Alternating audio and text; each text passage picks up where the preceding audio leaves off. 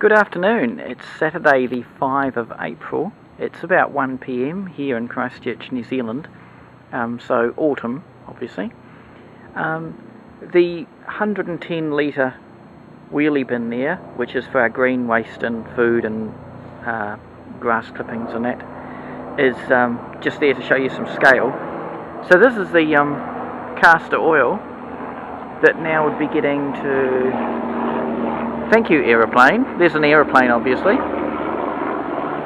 Actually, it's an old one. Might be those DC-3 flights over the city they offer.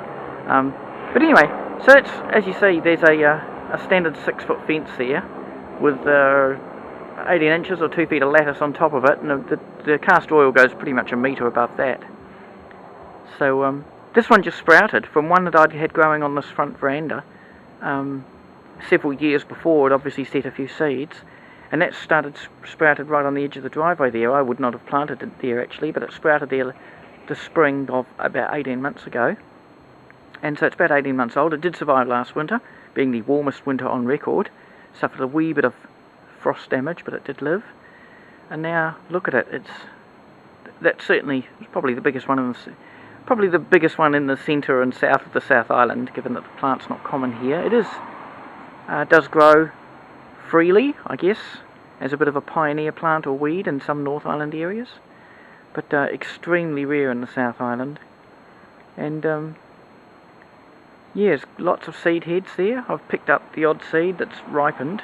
We still need some warm sunny days to actually ripen the seed, but I've picked up a few seeds on the warm sunny afternoons when a few of them ripen and pop off, and they land on the driveway there, so I collected them. But yeah, so some 3.5 metres across and 3.5 metres high, I reckon, all told. Obviously it's been pruned away a bit more where the cars come past down the driveway, so that's why you've got that somewhat of a sort of umbrella shape there. Not sure if this shows up on this video, but there we go. And as you can see, it's just spitting a few drips of rain. Still quite warm today, I don't know, by South Island New Zealand standards, probably 15 or 16 degrees Celsius. And but yeah, the rain just started spitting. It was dry earlier. It was actually very warm this morning. Must have been close to this temperature this morning. And 7 o'clock when I was out driving in the car. But there we go.